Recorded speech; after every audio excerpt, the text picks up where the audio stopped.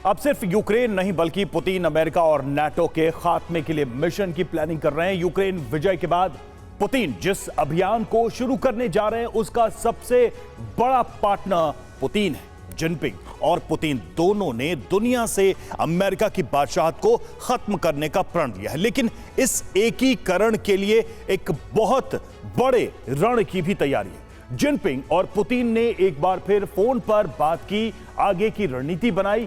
माना जा रहा है कि पुतिन की सेना यूक्रेन में जीत हासिल करते ही यूरोप का रुख करेगी।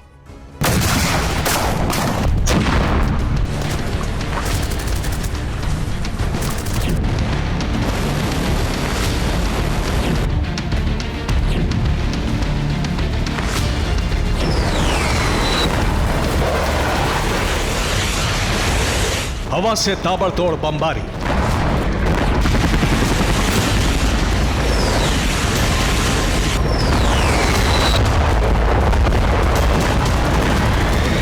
भयंकर तबाही के बाद यूक्रेन के संभलने से पहले ही पूरे इलाके पर कब्जा।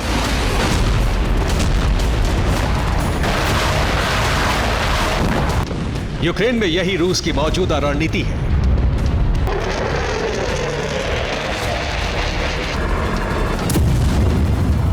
दो साल पहले पुतिन का मिशन यूक्रेन में विजय हासिल करना था, लेकिन अब यह पुतिन के विजय अभियान का सिर्फ पहला पड़ाव बन चुका है।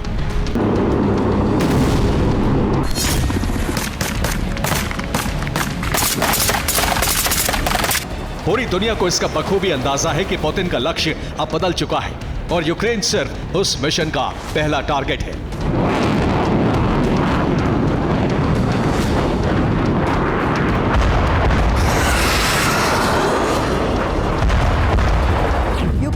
पुतिन के एक मकसद और एक इरादे के साथ शुरू हुआ था, लेकिन इस जंग ने अमेरिका के दुश्मनों को एक होने के साथ ही वर्ल्ड ऑर्डर को बदलने का हौसला दिया।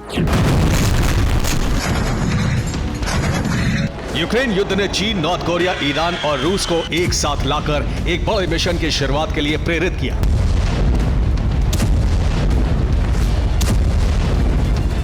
और यही वजह है कि पुतिन अब सिर्फ यूक्रेन नहीं बल्कि यूरोप पर भी हमले की प्लानिंग तैयार कर रहे हैं। यूक्रेन के युद्ध में चीन के हथियारों के इस्तेमाल के सबूत मिले हैं। ईरान के कामिकाज़े ड्रोन का इस्तेमाल तो बहुत पहले से हो रहा था, बाद में नॉर्थ कोरिया की मिसाइलों का इस्तेमाल भी शुरू हो गया। यूक्रेन युद्ध अब विश्व युद्ध के प्रैक्टिस का मैदान भी बन चुका है, क्योंकि यह पहली बार है जब चीन, रूस, ईरान और नॉर्थ कोरिया के हथियार एक साथ किसी जंग में इस्तेमाल हो रहे हैं। यूक्रेन का युद्ध पुतिन के नेतृत्व में चल रहा है, लेकिन यूक्रेन फतेह के बाद की प्लानिंग अमेरिका के एक और कट्टर दुश्मन देश में भी बन रही है। पुतिन के ऑपरेशन यूरोप में एक से एक धुरंधर है। सबसे ज्यादा परमाणु बम रखने वाला रूस,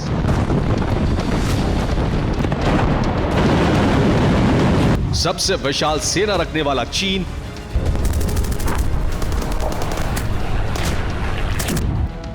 और घातक मिसाइलों का भंडार रखने वाला नॉर्थ कोरिया। नेटो के आगे ये तिकड़ी भी कमजोर नहीं है। अमेरिका के चंद दुश्मन देशों ने ही पुतिन को नए हौसले से भर दिया है।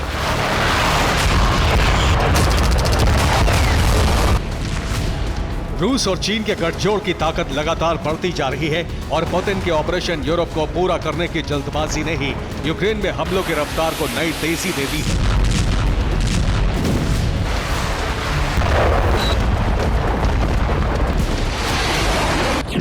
रूस यूक्रेन के पूर्वी इलाके में लगातार हमला कर रहा है। रूस की सेना पूर्वी इलाके से दक्षिण की ओर बढ़ रही है। दक्षिण में हमला करने वाली सेना पश्चिम की तरफ कूच करेगी।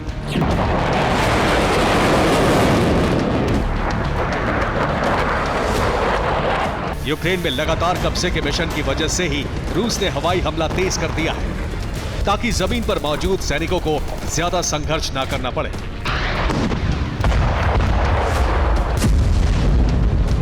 पुतिन को हमले की नई रणनीति में भी चीन, नॉर्थ कोरिया और ईरान का पूरा सहयोग मिल रहा है।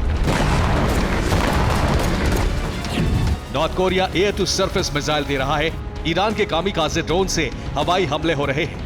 चीन ने रूस की आर्टिलरी को बेहद मजबूत बनाया है।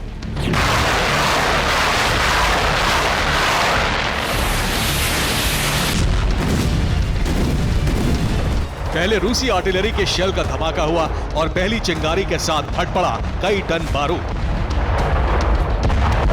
जंगल के बीच यह यूक्रेनी सेना का सीक्रेट हथियार गोदाम था, जिसकी लोकेशन रूसी फौज को ड्रोन से मिली और आर्टिलरी के सटीक प्रहार से इसे भस्म कर दिया गया। सूमी में रूसी फौज का हमला जारी है। 11 इलाकों में रूस ने गोलाबारी की। सूमी पर कुल 41 बार हमले किए गए। सूमी में कुल 251 बार धमाके हुए। हवाई हमलों के बीच रूसी सैनिक जगह जगह घात लगाकर बैठे हैं। मोर्टार के साथ मौजूद रूसी सैनिकों ने यूक्रेनी फौज पर घात लगाकर हमला किया। टोर्स्कोय इलाके में यूक्रेनी फौज पर हुए इस हमले में कई यूक्रेनी सैनिकों के मरने की खबर है। एक रिपोर्ट के मुताबिक पुतिन फिलहाल नेटो देशों के खिलाफ ऑपरेशन की तैयारी में है और यूक्रेन की कमान रक्षा मंत्री को सौंपी गई है।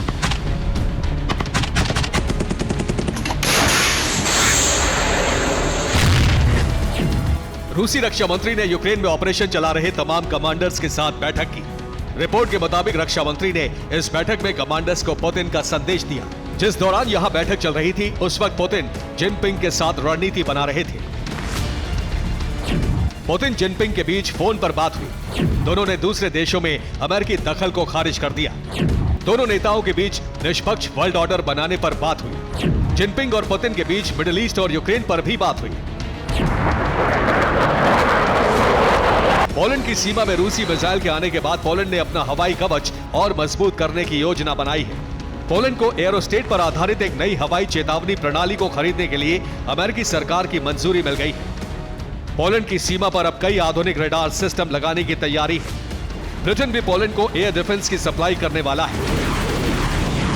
British arms of defence company Poland को ground based next generation air defence system देगी। ये सिस्टम किसी भी क्रूज मिसाइल या फाइटर जेट को 40 किलोमीटर दूर पर ही मार गिराने में सक्षम है।